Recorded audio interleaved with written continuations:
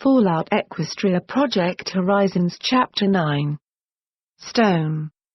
There was no talking. There was no smiling. There were only rocks. I'm not a smart pony. I've said it before. Others know it. I'm impulsive, immature, reckless. I know two very smart ponies. P21 taught himself picking locks and hacking terminals when he wasn't even supposed to be allowed to read. He somehow convinced duct tape to break just about every rule for fraternization and teach him the skills he'd need to eventually escape from the stable. Morning Glory was a medical technician of the Enclave. She was younger than me, and she was already working for the only ponies who seemed capable of designing anything new. She could discern injury and administer drugs at the drop of a feather. She'd even begun researching reasons behind the mental degradation and psychotic tendencies of raiders by analyzing their brains. Me? I shoot things. It's not an intellectually demanding job. In fact, I'm pretty sure it's one of the top 3 most common skill sets in the wasteland. It involves a steady horn, a wanton disregard for personal injury, and lots of ammunition. When shooting things is insufficient, then I swap to bashing things with a heavy metal stick. The effectiveness of both methods varies greatly from situation to situation. For instance, when I'd ignored the warnings of a young filly, both proved woefully inadequate in preventing her from being torn in two. So I have come to accept that I am not, nor will I ever be, a smart pony. Thus, when P21 and Glory state that I was an absolute idiot facing down 5 farm ponies almost unarmed and unarmored, I can only conclude they are right. When they elaborate that I should have involved them because my safety matters to them, I likewise can only assume they know something I'm missing. There's just one catch. It seems that with 2 events I had somehow placed a rather gargantuan bounty on my head. The simple act of cutting my head and pipback off and presenting them to one reaper named Deus would earn a staggering amount of wealth. Capturing me alive would double that amount, presumably so that Deus could take his time torturing me and violating my anus. He's that kind of pony. P21 would have me kill any and all would-be bounty claimants. By attempting to take my life, he says they have forfeited theirs. Eye for an eye, hoof for a hoof. Every pony ends up blind and lame. I can't do it. Those 5 ponies weren't Deus. They weren't monsters. They had a need for the money, same as any pony. I could have killed them easily. Playing it back in my head, it wouldn't have taken much. They'd hoped to take me unawares and alone. A lucky shot in the night. Was I wrong to let them live? Morning Glory is put out with me for quite another reason. In facing said threats alone, I somehow violated one of the tenets of friendship. One of us faces a threat, we all face it. That is apparently a rule of friendship. Trying to protect her was wrong. Better she stand beside me like she had fighting the dragon mutants. She wants to be there when I fight monsters, when I face bounty hunters, when I murder a room full of traumatized children. Doesn't she realize I'm not a good pony? I'm not a hero. I'm just trying to do better because everywhere I look I see things getting worse and worse, and the only thing that makes any sense is trying to make it better. Old Hoss said that Big Macintosh was a hero because he would have given his life for any pony.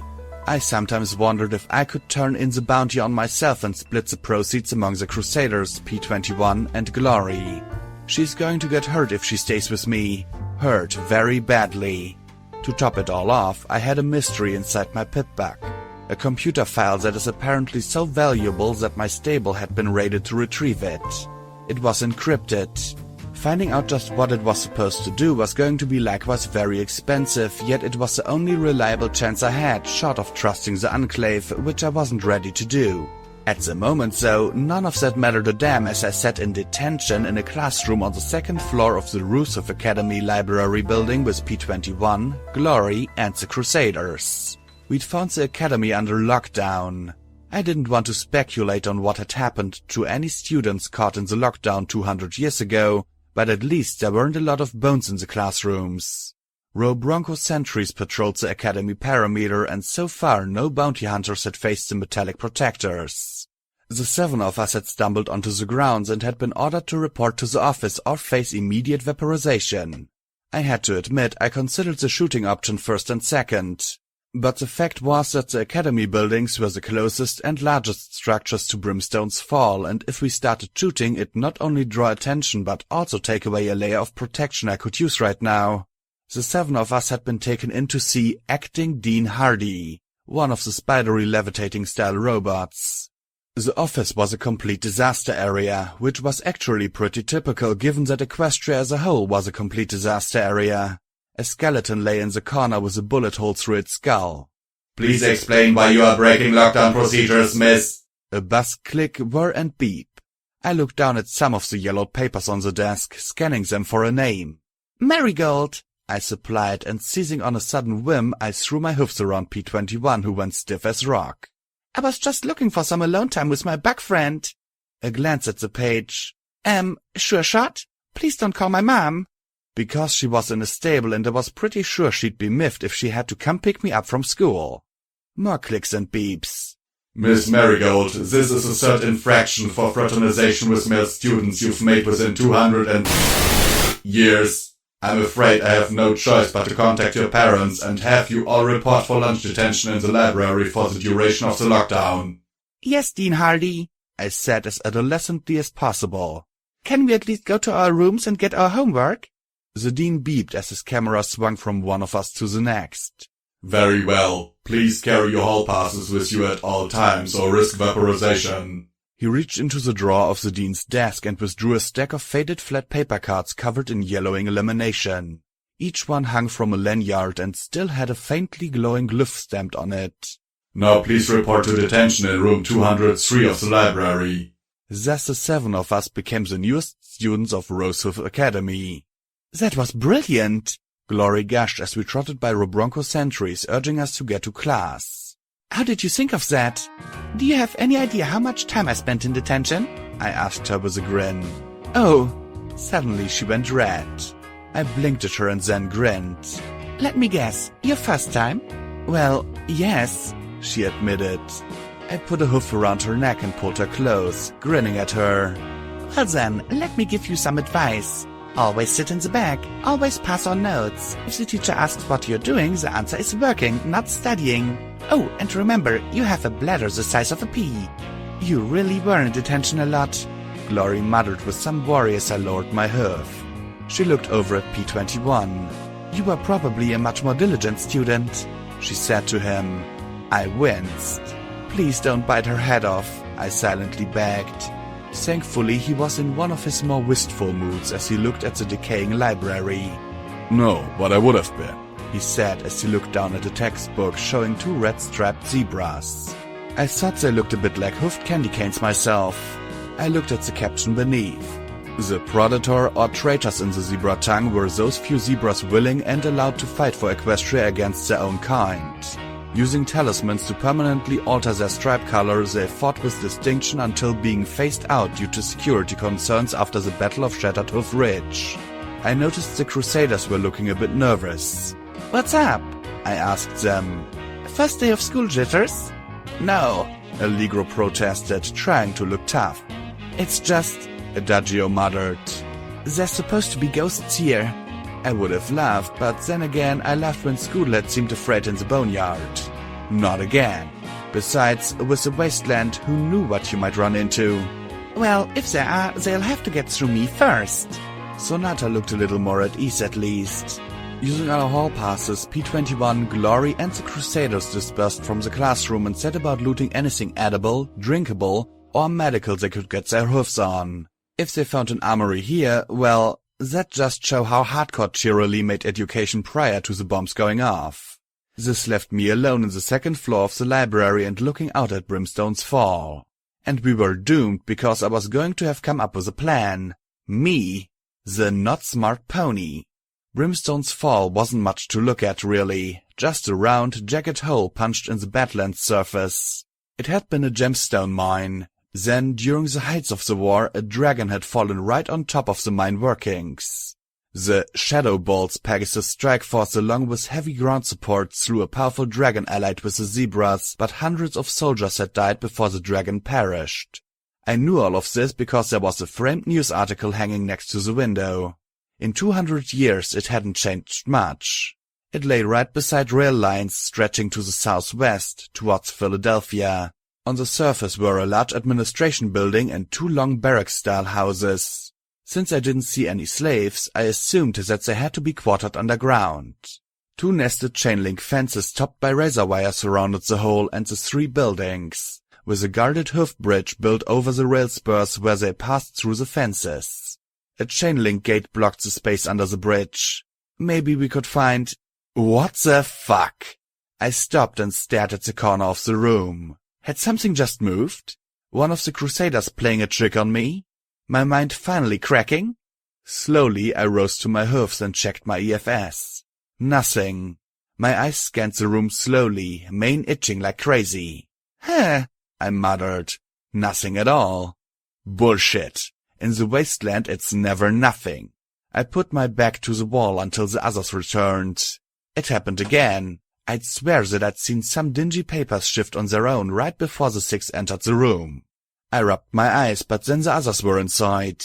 You okay? You look spooked. P21 said concernedly before he tossed me a Sparkle Cola. I caught it with my magic and deftly popped the top. It was warm, but it was Sparkle Cola. Yeah, just trying to figure out how to get in there, I said as I scanned the mine once again for some chink in their defenses. The guards moved in 3s and 4s. There wasn't the slightest bit of cover to use to approach from the ground. And then there were the neighbors. Along the highway between the mine and the road was a strip mall. Most of the shops seemed more or less intact, and there was a large gathering of ponies there. At least 20 or so. Allegro, who's that? He trotted to the window and I held the binoculars for him. Oh, them. Picos. They're just a gang out of flank. Not as crazy as raiders. They usually work protection for the slavers. Great. Between the Pecos and the slavers I was looking at 40 or 50 enemies. They're not slavers? Medley huffed. I told you, but no one listens to me. Slavers got star licensed out of paradise to be slavers. Otherwise they just make slaves of each other. The licenses are, like, super expensive. Explains how they could afford my bounty, I said as I pursed my lips. Then I frowned as I watched a train come out of the mine. It was only 4 cars which were being hauled by a dozen slaves as a slaver liberally lashed them with a whip. To my amazement, I saw several zebras among the slaves. I supposed slavers couldn't be choosers. The train slowed to a crawl as it passed under the bridge, the guards above sweeping their weapons while 2 ponies checked beneath for escapees. Once past the checkpoint, the train started to crawl towards Huffington. Where's they going? I asked. Tracks leads to the tunnels. Ain't safe down there. Ghouls and worse. Not sure where they go past that. Allegro said with his own curious frown. I chewed on a hoof as I looked down at the strip mall again. If I attacked the mine, then the Pecos would reinforce the slaver guards. If I attacked the Pecos and lived, then the mine would be alert. I looked from pony to pony. They all wore cow pony hats and leather jackets with some twister or tornado patch on the back. Better yet, this gang was co-ed. I smirked. Hey, P21, do you think you can sneak down there and snag me a hat and a jacket? Why? What are you planning? He asked with a frown. Something not too smart. Well, if we're going to be stuck in detention all day, at least one of us needs to be in a gang. It took P21 quite some time to get the garments I needed. That was fine. I asked the Crusaders for every bit of trivia on the Picos I could. The gang had muscle, pride, ambition, and not much else going for it. Not quite a joke, but definitely a long way from the top of the gang food chain. The sun was just starting to set when the train returned. Lots of empty boxes and crates. Apparently the trade was all one way. Did the gems go back to paradise or somewhere else? As I waited, Glory and the Crusaders went to look for more supplies. That left me alone with my thoughts. The plan wasn't quite together yet. I wanted the slavers out of operation, but niggling questions kept popping up. What'd stop another band of returning to the mines? I could blow the mines, assuming P21 had the skills and the mine had the dynamite. What about the slaves that had nowhere to go? Sending them to Stockyard was hardly a sure bet, and sending them anywhere else would be making them bait for raiders or more slavers. And I was not alone. I could feel it. My mane went nuts as I slowly looked around the room once more. I couldn't see anything. I couldn't hear anything. I still didn't think I was alone. I rose to my hoofs, looking at the overturned desk, the bookshelves and cubbies. The teacher's desk. The teacher's desk. I trotted over to stand right in front of it with a small frown. My horn glowed as I shoved the large desk back against the wall as hard as I could. Something shimmered faintly as hoofs clattered on the teacher's desktop. Then a long, thin rifle barrel appeared from thin air, pressing right against my forehead. This close I could make out the faintest of blurs in the air. "Hey, you've had hours to shoot me in the back, so what's up?" No response, and that rifle continued to press just underneath my horn. I didn't blink, and somehow I doubted they did either. Then there was a blue flash, and a shimmering grey cloak appeared draped around a lithe equine. A lithe, striped equine. He reached up with a hoof and brushed the hood of his cloak back to look down at me with deep azure eyes. I had to admit I was impressed and scared out of my gourd at the same time. I also didn't dare show it with the rifle to my head. He held it in his forelegs in the strangest way I'd ever imagined, yet without the slightest bit of strain, his mouth resting lightly on the trigger. I wasn't sure how he avoided falling on his face, balancing on just his back legs. "Blackjack," I said, gesturing to myself. "And I really hope I don't have to talk slow, because then I'll really look dumb," I added. His voice was just as soft as P21 on his slurry days. "Lancer. Name? Occupation? Hobby?" "Okay, Lancer, like I said, I don't think you want to kill me. I'd rather not kill you." "Liar," he said quietly. "All ponies do. It is what you live for." "Of all the shit going on in my life, you're telling me I'm going to get killed over a war that was over 2 centuries ago?" "The war is not over. The remnants persists," he answered. "Right." I groaned as I folded my hoofs on the desktop, rested my chin on them, and closed my eyes with a sigh. "Who is holding a rifle to whose head? Who pushed the desk rather than firing a gun? I don't want to fight you." Particularly since he could turn invisible and had a rifle longer than my body pressed to my noggin. Those were pretty impressive liabilities to overcome. I was taking a good long look at that weapon while trying not to go cross-eyed. "You're going to make me do something stupid, aren't you, Lancer?" The sound of Glory and the Crusaders, and possibly P21 as well, returning made his eyes dart to the door. "Yup, time for stupid." My horn flashed as I deftly pressed what I prayed was a magazine eject while my magic ratcheted back the bolt and ejected the round in the chamber. Then I caught the shell with my magic and beamed him right in the face with a heavy bullet.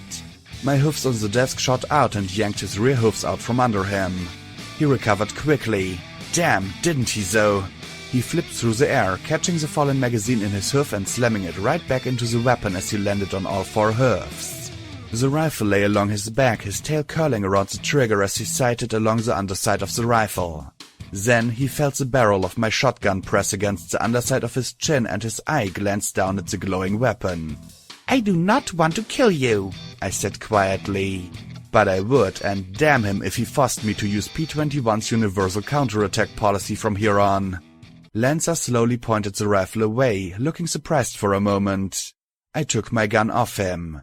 As Glory's hoofs reached the door, I said loudly, "I have company, Glory. Please don't spook him. He's very good with a rifle." Glory frowned as she poked her head around the corner. "Oh," she said delicately, eyes wide in shock as she laid her eyes on Lancer. Slowly he backed up, keeping his rifle roughly between the two of us. Oh. The Crusaders immediately took over. "Right, so, like I said, I don't want to kill you. I'm pretty sure you don't want to kill me." I looked out the window and gestured to the mine with my head. "In fact, I bet you're here for the same reason I am. Free the slaves?" He didn't nod. He didn't smile. He didn't blink. I covered my face with my hoofs, groaning. "Ugh, would you just trust me?" "I would not be opposed to seeing my people return to freedom," he finally answered. "Progress. Progress is good."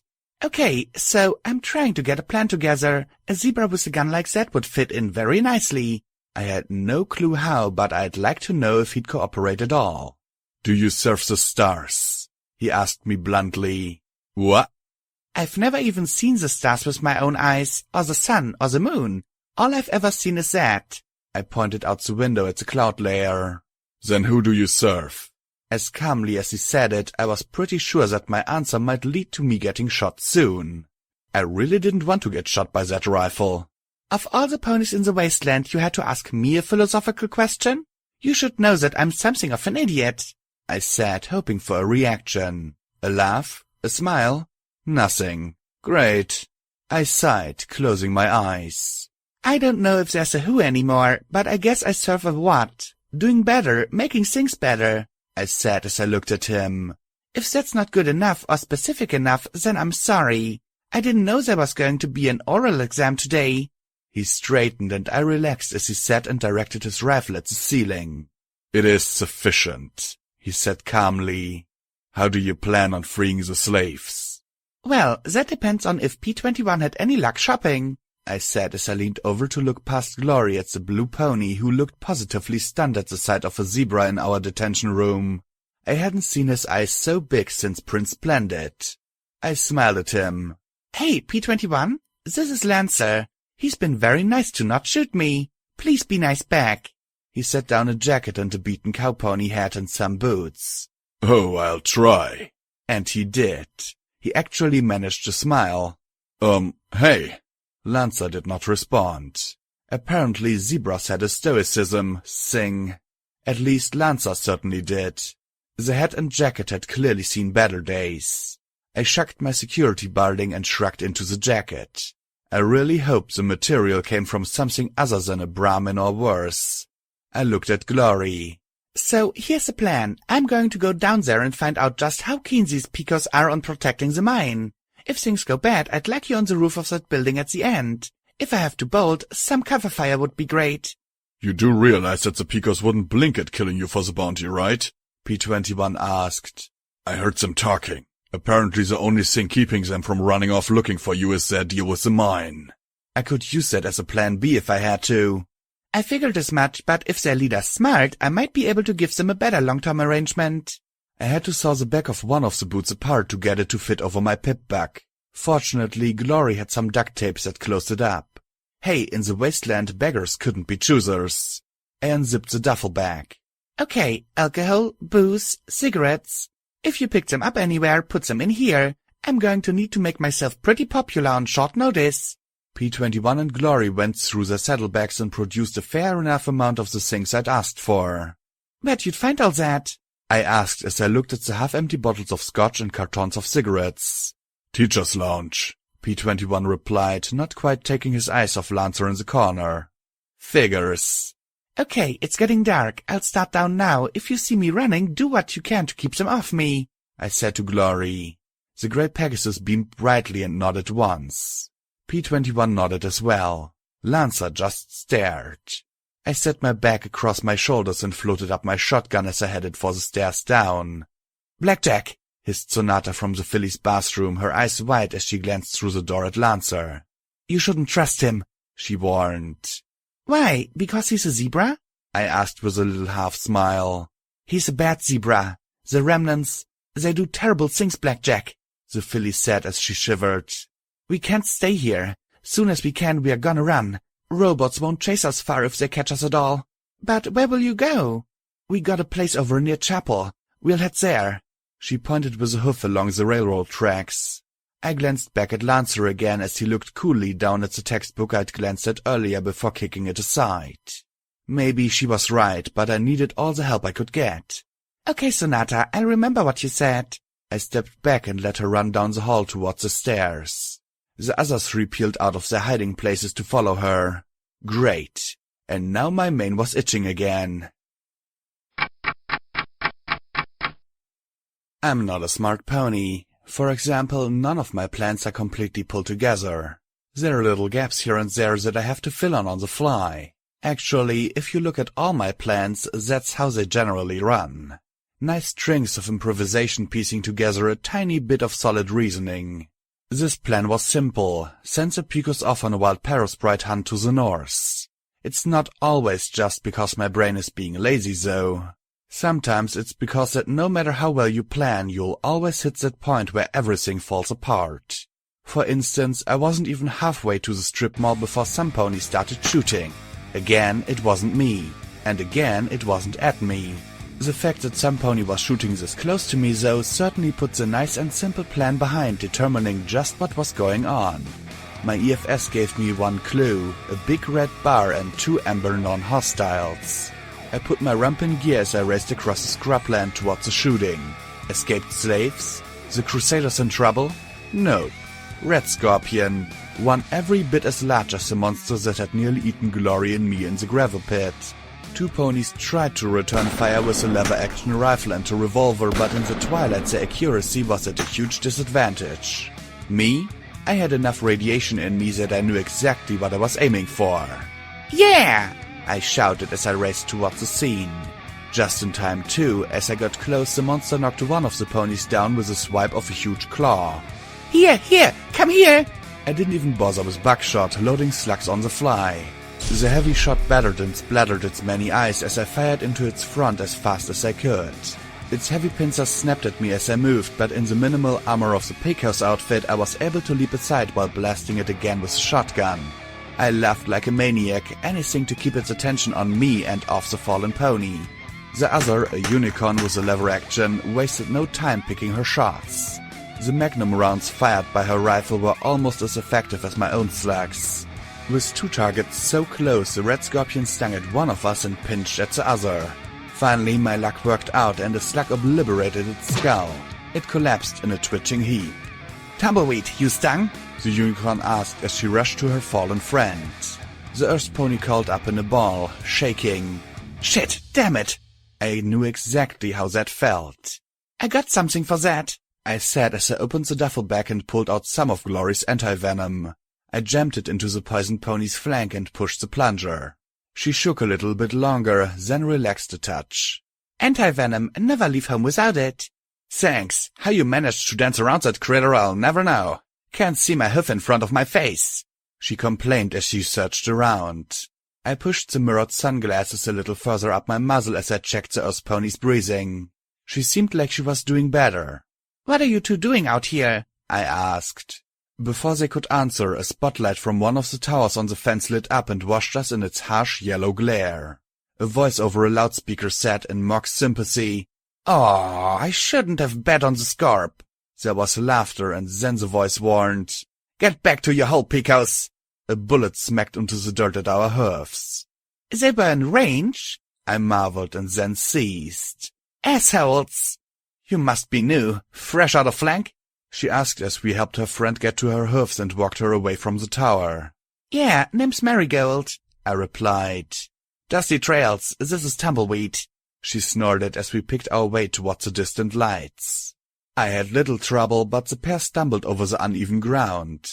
"Well, do you want my advice? Keep walking. Being a Pecos is hell out here. It's fun enough when you can strut around in flank, but we're getting screwed in the worst ways out here." "Oh yeah?" My mane prickled like crazy. "How so?" "You just saw it. Sidewinder's got his protection racket, but he gets the caps and we get left out here for weeks. We're supposed to deal with the trouble, but all we really get is bashed around by those bastards at the mine, the critters in the waste, and any slaver looking to up their quota."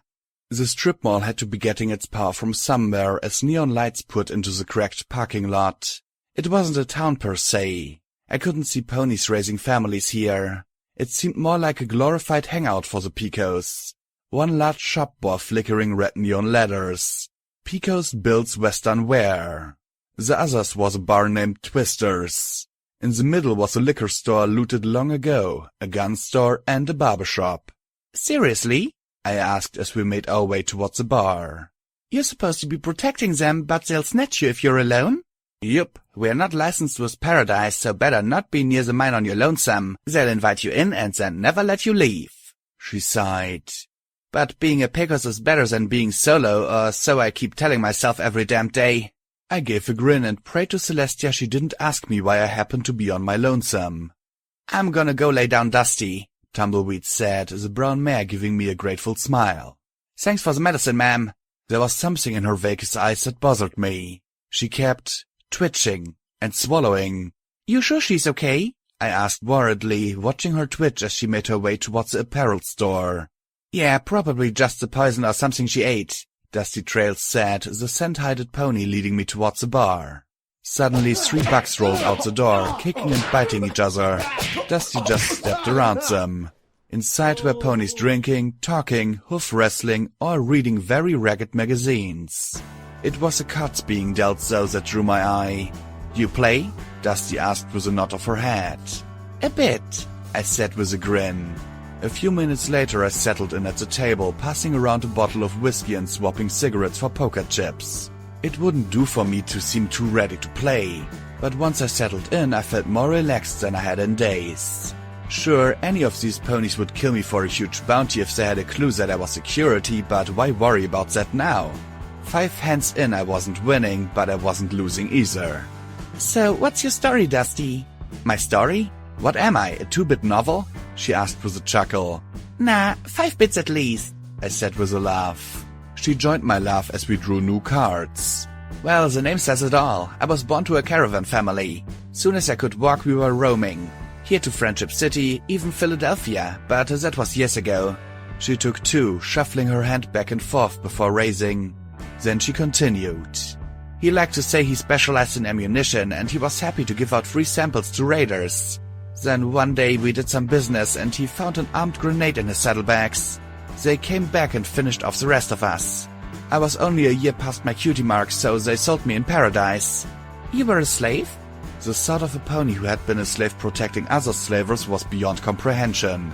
"Something like that. Got picked up by a society pony. They like to call their slaves servants, but you're wearing an explosive collar all the time. Mostly was used for sex and housekeeping for an old man in the Palat family. Could have been a lot worse." I wasn't paying attention. My little pair was a joke to her 3 of a kind. "When she died, her granddaughter didn't really know what to do with me. Didn't want me for sex, didn't need me for cleaning. So she just let me go. Sweet girl. Course, unarmed and broke, I wasn't in a real good position to survive long. Got into debt to one of Ursary's little pet ponies. Joined with the Picos to pay it off. I didn't really know what to say. I'd thought I'd gone through a lot in my week in the wasteland, but the reality was that I hadn't really experienced anything. She was so matter-of-fact about the circumstances that led her to this point that I felt more confused than ever.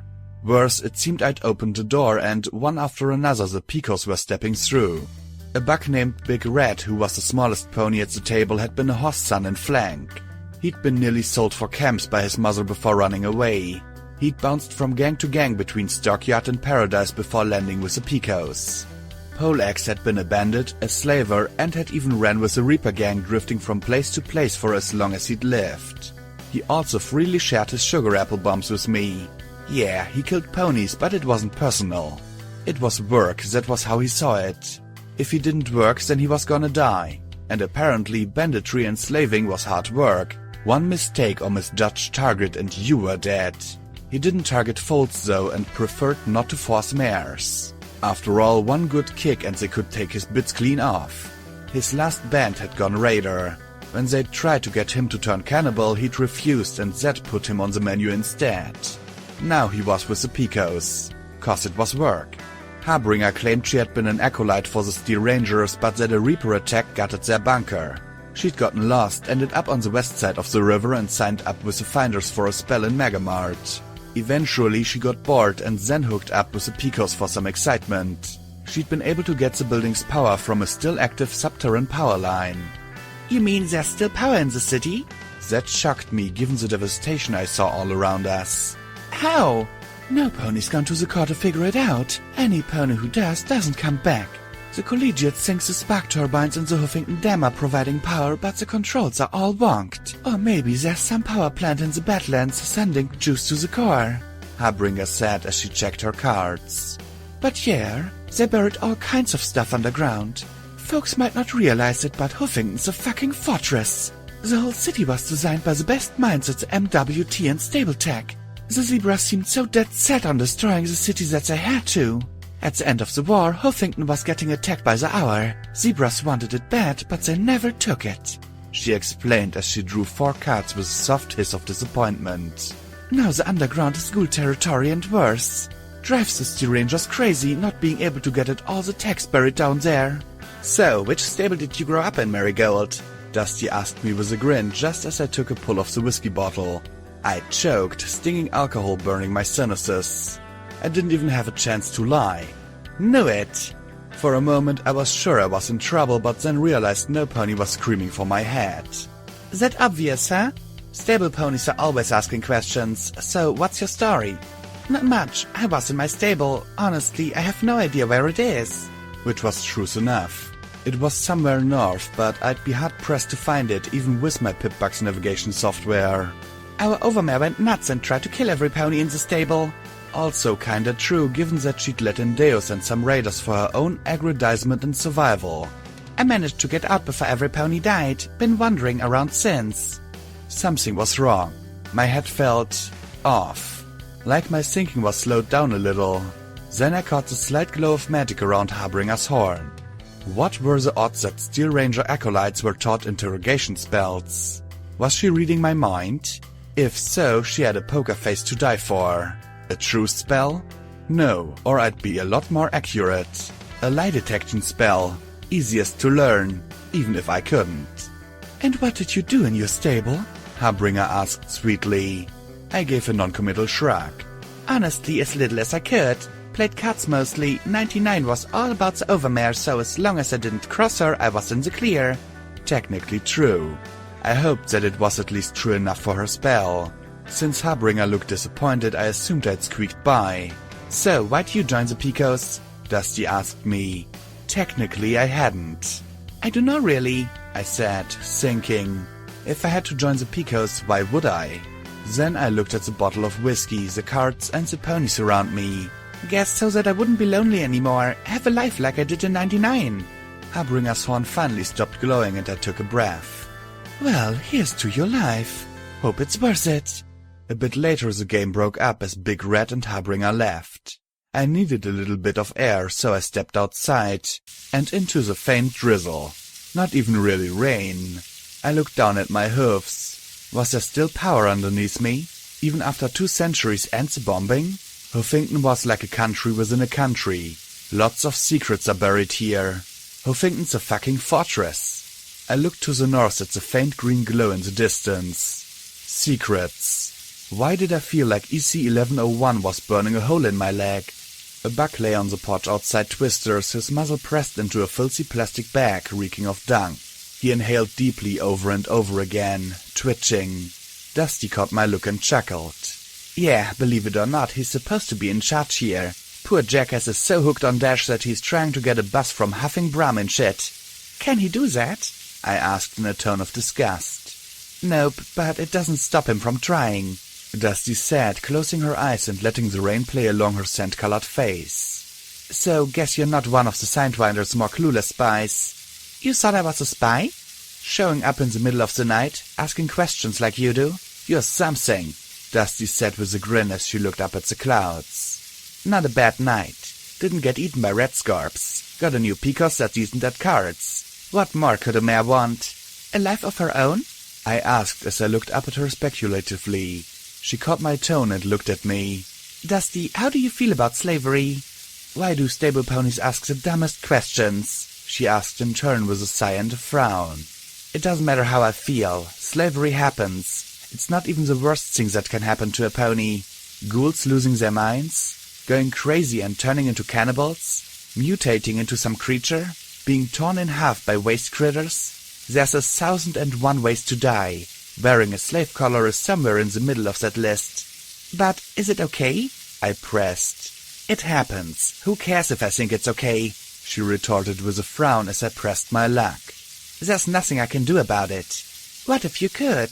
I asked, my voice barely above a whisper. She stared at me, now looking scared.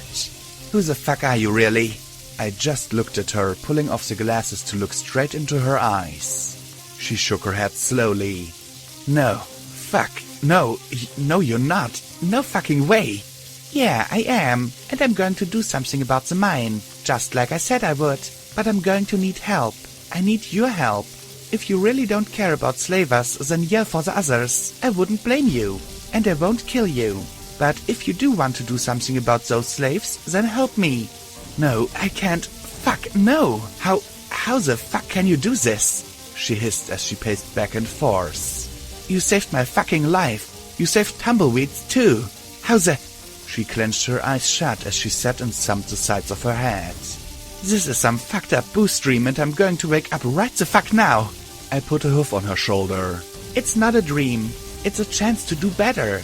I can't guarantee it'll work. In fact, given how my plans usually go, I'd be fucking scared to death. But it's still a chance for a free life. For you, for those slaves in the mine. Dusty Trails closed her eyes, raising her face to the clouds as the rain drizzled along her muzzle. Finally, she pulled off her hat and sighed as she glared at me. Fuck! The strip mall rang with shouts and cries as the Picos scrambled to their hoofs. Security had breached their defenses, shared their liquor, bypassed the interrogation attempts and basically pissed in every pony's faces. Now the night was filled with cries for the 100,000 bottle-cap mare's head and they scattered to the north and east in a vengeful frenzy. A lone spotlight opened up and swept across the empty buildings in an almost forlorn fashion as if stung there had been a party and they couldn't attend. There was such a rush for vengeance and money by those certain that security was off east towards flank that no pony thought to check along the railroad tracks just north of the ruined little strip mall. The sound of the nighttime drizzle, now punctuated by the occasional shout and gunshot, gave way to the grinding of rusty wheels on rusty metal and the snap of a whip on a sweaty pony's back. The incoming train rattled and banged its way towards the mine, the sound of the pulling slaves' hoofs loud on the track until the cry of rocks filled the air and the pullers began stumbling. The whipmaster immediately grabbed the wheel next to her seat with her magic and spun it as fast as she could. Rusty squeals filled the night air. "Move them, you worthless slugs! Move them!" The brakes were released and the railcars began crawling slowly along as the lead bugs shoved the rocks off the tracks and the rest continued to pull the empty flat cars forward. With only a few hundred yards to the mine spur, there was no time to build up the earlier momentum and the cars crept slowly past the tumbled stones on the track and onto the spur. The gate on the incoming track opened and the cars began to pass under the bridge, spotlights slowly sweeping back and forth over the cars and across the interior field of the yard. One or two guards gave a cursory glance underneath the flat cars, but the hard magical glare of the spotlights ruined any night vision they might have had. Once the train came to a stop, half the guards detached the slave ponies while the rest headed to the two long barracks, glad for a night's rest. Apparently 3 trips in one day was exceptionally productive for them. Some of the spotlights winked out. Others turned back towards the wasteland. Carefully the 4 of us crept out one after another. We moved quickly to the dark administration building. If I were a slave owner, I'd keep the guns as far from my own guards as from my slaves. Just inside the door was a meeting room with 2 bored guards. Lancer's rifle made soft little and they turned into 2 dead guards. I resolved to never ever annoy a zebra who could make 2 ponies dead before the first one even started falling. We moved inside before some pony spotted us. P-21 and Glory went to work looting anything potentially valuable as I made my way up the stairs. Green light shone through an open door as a pony frantically typed on a terminal. "I don't care how much Sanguine wants. I'll sell for half price if he takes that thing out of here," I heard a pony whisper hoarsely. I peeked in but saw only a fat pony typing his message and a filthy kobold mare wearing a dark black collar and chained to the wall beside the bed. I carefully opened the door, the mare looking at me as I held my baton to my lips. She looked at me, looked at him, and then made a quiet motion of her hoofs slamming together. Was she telling me to beat him up? Gladly. Wait, he was something on his hoof. Too small to be a pip-bug. What if it was some kind of alarm? He turned to spot me in my security barding and his hoof reached for the band. SATS popped up immediately as I targeted 4 strikes, praying I didn't kill him. Not that in this case I'd be that fussed if he expired, but I had questions. In rapid succession I slammed the baton twice against each of his front fetlocks and was rewarded with crunches of splintering bone. He cried out, wetting himself as he curled up in a fetal position. "You're going to get us all killed," he whispered as his broken legs shook. Whatever the device on his hoof was, it was a lot less resilient than my pip-bug. "Isn't that line supposed to be, 'You're going to kill all of us'?" I asked as I searched his desk and found a key to the shackles the mare wore. "He's talking about Gorgon," she said as I freed her. "He's taken over the mine's operation, demands huge output. I don't know what he is, but he's a monster." The mare rubbed at where the shackles had shoved her forelegs raw. "Please tell me you can take this off," she asked as she pointed to the collar she wore. What is it? I asked, looking closely with a small frown. A bomb, she replied. Instantly, I wasn't looking nearly so closely. A bomb? I stared at the black collar and then hissed at the fat bug. Why the fuck would you put a bomb on someone, you screw? The mare gave a sigh, but also a small smile as she explained. It keeps us from running away, get too far and... boom. Can you deactivate it? Deactivate it? I didn't even want to breathe hard on it. I shook my head and she sighed. Too much to hope for. Somehow I found the prospect of fighting something that had the slavers scared witless a little concerning. What is Gorgon? I asked the mare as I hauled the fat, whimpering bug into her place and chained him by his back legs. Is he a reaper? Just what I needed, another cyber monster to get blown up by. While she spoke, I went over to the terminal and transferred what files I could onto my pip bug. The bastard had mentioned sanguine. We were going to talk about that later. Searching his desk, I found a sack of caps and 2 glowing memory orbs. All of them disappeared into my bag. I don't know, he's strong and bulletproof, she said. I nodded as I listened. If slugs wouldn't cut it, maybe grenades? They seemed incredibly effective when used internally. He also has a spell, I guess. He looks at you and he turns you into stone. Into stone? Okay, that just bumped him above Deus on the what the fuckometer. A few days ago I would have laughed at such a claim. 41 young ponies later, I admitted he could probably do exactly what she said. So, strong, bulletproof, turns ponies into stone. Anything else? He can fly? The mare offered. I face-surfed. I just had to ask, didn't I? I pointed at the mine boss. Please sit on him and make sure he doesn't try anything. Downstairs I found P-21 picking at the lock of a door. A half-dozen bobby pins lay scattered around him as he grit his teeth and scraped at the lock. His blue eyes swore a death oath to this door and lock. Then there was a soft snap as the metal broke in his teeth. Allow me, I said as I floated the mine's boss key to the lock and opened it. From the look he gave me, I'd violated some lockpicker code of ethics. Inside, however, we were greeted by quite the little arsenal. Assault carbines, another shotgun, more ammunition that I happily dumped in my bags and let my pip bug reorganize. There were energy cartridges for glory and a strange pointy pistol-like object that smelled of ozone, so I guessed it was an energy weapon. I tossed it to her as well, and she gave a little squeal as she immediately swapped out one beam pistol for the new weapon. Do I want to know? I asked as I tied the carbines together to make them easier to carry across my back. P-21 clenched his eyes shut as he dropped a few automatic pistols and revolvers into his bag. I'd have to carry the ammo, I knew. Lancer watched the door, utterly disinterested in our looting. It's a disintegration pistol. It magically breaks down the bonds. She faltered at my I am not a smart pony look. Well, they do much more damage than energy beams. There's a chance it can start a chain reaction that, well, disintegrates things. Good. You almost lost me at the word reaction, I said as we finished cleaning out the armory. Glory spotted a medical container that had a few healing potions, but far more chems. Just take it all. No idea if it'd come in useful or not when things got rolling. Lancer, have you ever heard of a pony named Gorgon? No reaction. I take that as a no. Glory? She shook her head. Okay, apparently there's a something here named Gorgon. He's strong, he's bulletproof, he can fly. He can turn you into stone with a look. Even Lancer looked taken aback at that. Fuck me, Glory muttered softly, then blinked and went bright red as she looked at her hoofs. Sorry, that's my line, I grinned at her. Anyway, I just wanted to warn you. He's in the mine, so dynamite and internal grenades if we can swing it. I looked at P-21. He nodded. Zappy zappy disintegration fun from above? Glory, still embarrassed, gave a nod. Shoot him in the eye? I asked Lancer. He looked thoughtful and then nodded stiffly, seeming quite put out by taking a suggestion from me. If all that doesn't work, I'll try something stupid. Both Glory and P-21 winced. That's your plan? Lancer asked skeptically. Good one, ain't it? Lots of flexibility. Now we had a definite expression. Worry. It looked good on him. The stoic mask was getting old. We dragged the bodies into the arsenal and locked them inside, wiped up the blood as well as we could, and then made our way quietly to the mouth of the mine. A barricade had been built across the entrance to the sloping tunnel that led underground. Once again, the mine boss's keys expedited our entrance, much to P21's chagrin. I passed him the keys once we were inside.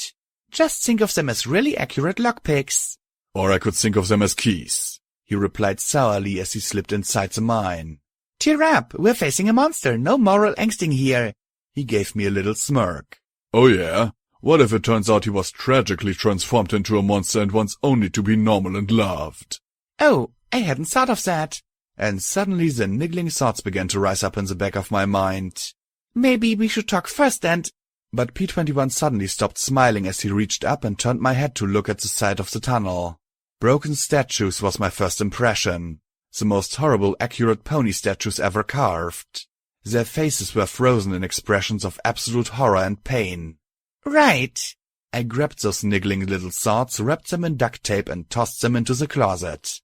We found a guard station and 4 guards behind a second barricade. The sounds of machinery and grinding rock reverberated in the air, making sneaking almost unnecessary. The lighting must have been abysmal to any pony without mutated eyes.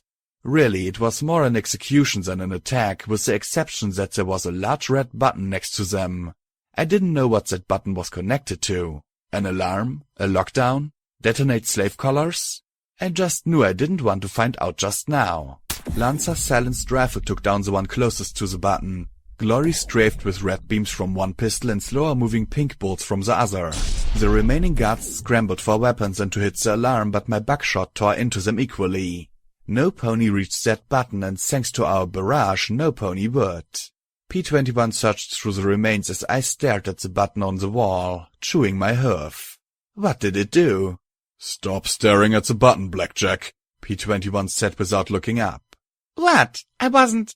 I huffed as I made a big show of checking my shotgun. When we were ready to move on, I glanced at the button again. Someday. Alarm? Self-destructive device? Buzzer? Decoration? Ark! My mood now thoroughly ruined by the thought of being transformed into a horrified statue and thus being prevented from ever discovering the function of the mysterious button, I slogged ahead in the lead, keeping an eye out for... Oh, hello! The chamber was a massive dome pierced by a round hole at its apex. On the ground, white bones lay amid gem-encrusted stones. Strange pink and green energy seemed to bleed slowly into the rock. Crawling amid the immense slabs of stone were dozens and dozens of ponies and zebras. A squad of guards bored down into the blocks using some kind of drill, set some explosives and blasted them chunk by chunk into smaller pieces. These were loaded onto smaller flatbed minecars that were then pushed up stone ramps by mares to a stone platform ringing the chamber and dumped onto a shaking metal ramp that fed into a rock crusher. The crusher fed a conveyor belt that ran up to the hole in the roof. Young ponies, many of whom didn't even have their cutie marks, were running up and down the belt, pulling the brightly colored gemstones from the gravel. Some pony had thought of a mining system that effectively used faults in the production process. Some pony needed to meet Mr. Baton. Everywhere we looked were statues of ponies frozen in position of agony. A few appeared to have been guards rather than slaves. The guards weren't guarding, they were working. Some looked as ragged as the slaves they were supposed to be watching. I felt a small sense of justice at work, but no pony or zebra deserved this. And there, lying atop the softly glowing bones overlooking the whole mining pit, was Gorgon. At first, very first, I might have mistaken him for a white Pegasus. Then you realized that whatever he was, it wasn't a pony. His wings were softly feathered like Glory's, but instead were leathery. He had scales along his spine and flank. A long serpentine tail swayed back and forth behind him. For the first time ever, I saw a pony with eyes that glowed exactly like mine. I knew they did because they were looking right at me. Gorgon rose to his hoofs, stretching languidly, first his bleached white wings and then his powerful legs. "Scatter!" I yelled, barely audible over the din of the machinery in the booming cavity. He launched himself into the air as we separated, landing with a thunderous crash where we'd stood moments before. I didn't target him. I simply fired wherever I thought he was and prayed to Celestia I didn't hit some pony else. I stole little glances as I could, dancing around on the broad stone ledge. The ponies up here ran for cover, but the ones below continued working. Glory fired a stream of energy bolts from above that seemed moderately more effective than my shotgun shells. I tossed the carbines on my back at the feet of 2 mares. "Take them!" I yelled. The dust-coated ponies simply looked at me in horror and shook their heads. They actually grabbed pickaxes and resumed trying to gouge gems from the walls around the ledge. They were so scared they didn't dare stop working. Even working to death was better than being turned to stone. My shotgun was useless at this range, so I flipped it behind my back and drew one of the automatic assault carbines. I marveled as my pip-bug provided a clip of interesting, armor-piercing rounds. My curiosity was piqued as I looked at the solid jagged bullets. I didn't have many from the armory, but maybe I wouldn't need that many. I flicked the fire select switch to burst mode, my eyes picking out gorgons and glorious shapes as they flew around and through the jagged dragon bones heaped in the center. When Gorgon came into view, I gave a SATS-guided set of bursts right into his head. They didn't even seem to penetrate. "What the fuck is he made of?" I shouted, ejecting the clip and moving to the green rounds. I bit my lip as he came around again. I had enough SATS charge for 1 burst. The toxic rifle rounds just dripped off his hide. Glory clipped the tip of a spur of bone, jerking in mid-air. Gorgon caught her in his hoofs as they landed on the far side of the pit. His glowing eyes stared into hers, and I watched as I saw her rise. I'd never imagined turning to stone would be slow. Her equipment and violet mane turned white first. Then her limbs froze in their twisted state, and finally her head finished in still alabaster. "Lancer, please tell me you can shoot him in the eye." I thought as he took to the air once again. I raced past still laboring ponies as I made my way to her. Not one looked at me. Not one dared to stop working with Gorgon still alive. Some of the workers were fresh statues as well, having been turned to stone by accident for watching our fight. Suddenly I heard muffled booms over the din of the machinery. P-21 demonstrated his affinity for explosives with tossing dynamite as quickly as he could pop the brass tops. When Gorgon landed and advanced, P-21 backed away, throwing mines in his path. The monster didn't even try and step around them. The explosions scuffed his scaly hide and not much more. I raced as quickly as I could to help. Maybe I could ram a stick of dynamite up his scaly ass. Where was... I ran into a stone wall. No, make that an invisible stone wall. My head spun for a moment before I looked up. I reached out with my hoof and saw the faint shimmer. Apparently being turned to stone hadn't disrupted the enchantment in his cloak. I looked through the petrified zebra, watching as P-21 was transformed into a statue as well. Monsters. Deus was a monster. Gorgon was one too. My weapons were useless against monsters like them. How was I supposed to fight something like this? The only thing I could do was see, which would apparently kill me. Then I looked at the magical lights illuminating the space. My mane began to itch. "Fuck, something stupid then." I immediately began to take out every light I could. With each detonation more and more darkness claimed the interior. As darkness spread, I saw Gorgon begin searching. He couldn't see in the dark. Finally, I had something going for me. I couldn't plunge the entire room into darkness. The radiation from the dragon's remains provided some illumination. I needed some way to kill him. I looked at the pile of dragon bones in the middle of the room. They'd withstood 2 centuries of mining around them. No, I needed another edge. Something to avoid being turned into stone. Gun had been my edge against Deus. Deus. Deus! Oh shit, would that work? My mane itched like mad. Deus and Gorgon both were monsters the likes of which I'd never seen. The mine's boss had mentioned Sanguine. Maybe... I trotted into the gloom, hearing Gorgon's wings whoosh even over the grinding machinery. Gorgon was bulletproof, beam-proof, and bomb-proof. I hoped he was as cocky as I'd be if I were him. I moved to the nearest edge and then turned on my pip-bug, bringing the EC-1101 to the top. The letters should be a nice bright lure in the room. They were. Gorgon landed in front of me and our eyes met.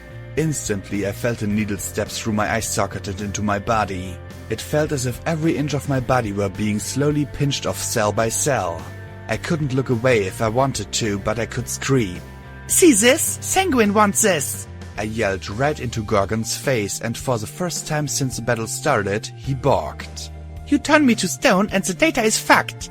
I had no idea if that was true or not, but all I could hope was that he didn't know either. The sensation abruptly reversed and I swayed on my hoofs for a moment. That was a sensation I'd happily avoid. I pulled out my baton as I backed till my rear hoofs touched the edge. I knew there were lots of nice jagged pieces of dragon bone down there. Come on, you want it? You'll have to take my leg first. I had no idea if he could hear me over the din, but from the smile blooming on his face, I guessed he could. He charged, a reckless, full-frontal assault that only an impregnable abomination would ever undertake. I didn't swing the baton, I threw it right at his head. Whether through reflex or annoyance, he closed his eyes before he rammed into me. I know he probably planned on winging me away to tear me limb from limb. Only this time, not only did I grab his scaly hide with all 4 hoofs, I used every bit of magic I could to hold his wings in place. We tumbled end over the edge, and landed on the wide metal slide covered in rock chunks being fed into the rock crusher. Gorgon looked down at me and pulled back his foreleg, slamming it down with enough force to turn the rock next to my head into stinging powder. I didn't let go as we rolled back and forth over the rolling, tumbling rocks.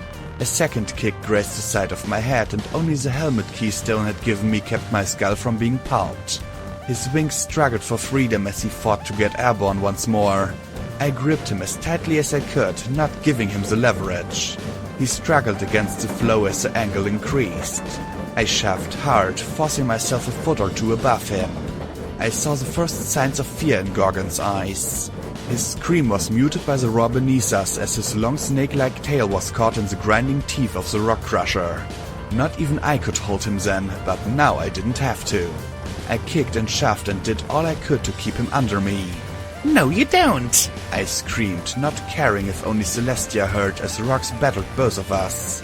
The working jaws and flow of stone pulled him down inch by inch. Hoofs slammed into the teeth, and for a moment I feared he might actually break the mechanism. Then one of them caught in the pumping jaws. There was a resounding pop. I heard that scream. I stomped my hoofs into his face, watching as the heavy iron jaws of the rock crusher turned red with muddy pulp. Inch by inch he was fed into the machine, and it was all I could do to keep him beneath me. I clawed up the stream of rock as the poor foals continued their labor, kicking wildly as popping fragments and falling hoofs battled at my barding. Some mechanism within gave a yank and his chest disappeared into the gap. The teeth slammed down with a dry explosion of ribs, his mouth opening wide as bloody organs spewed over my legs.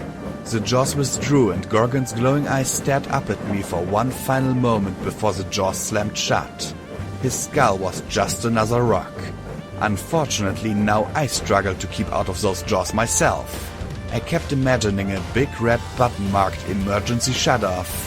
I hated to admit it, but I was getting tired. All I would need was one rock to pin my leg or crack my head. I wondered if I'd go through as well as these poor bastards would just keep working, never realizing the monster was dead. Then wings beat over me.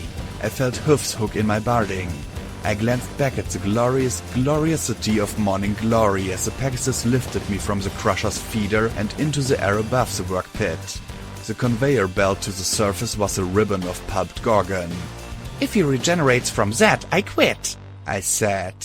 At least I hoped I said it. My ears were filled with endless ringing and throbbing. Glory set us down and I saw that Gorgon's demise had finally spread to the workers.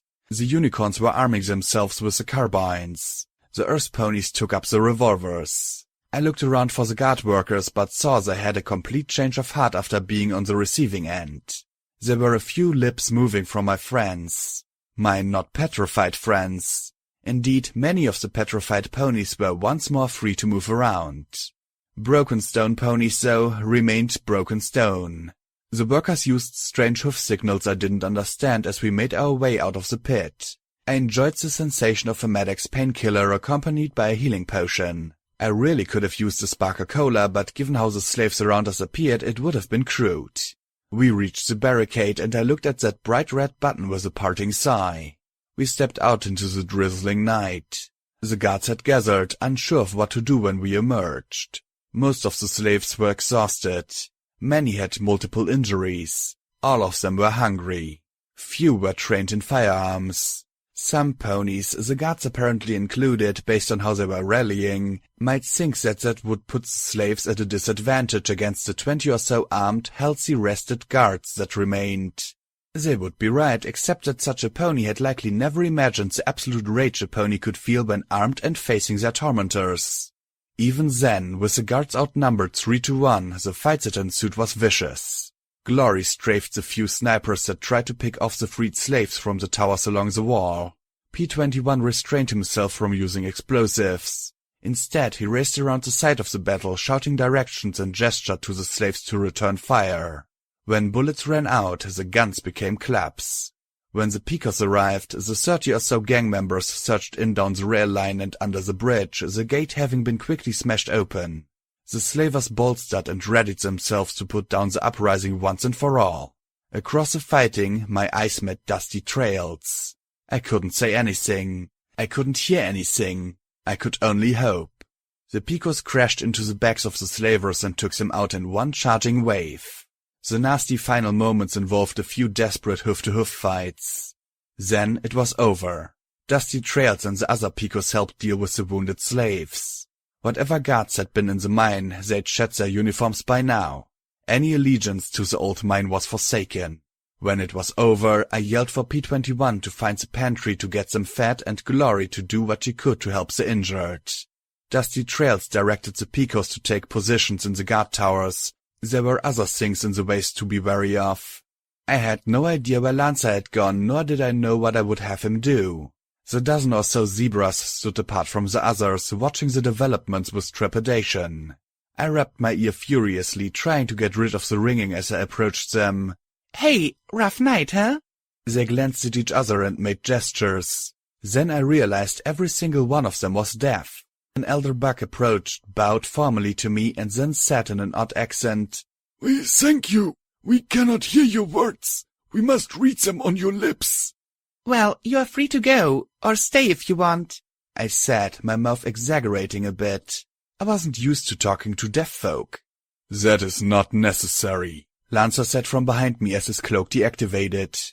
His shot between my shoulder blades slammed me to the ground, knocking the wind from my lungs and numbing my entire lower body.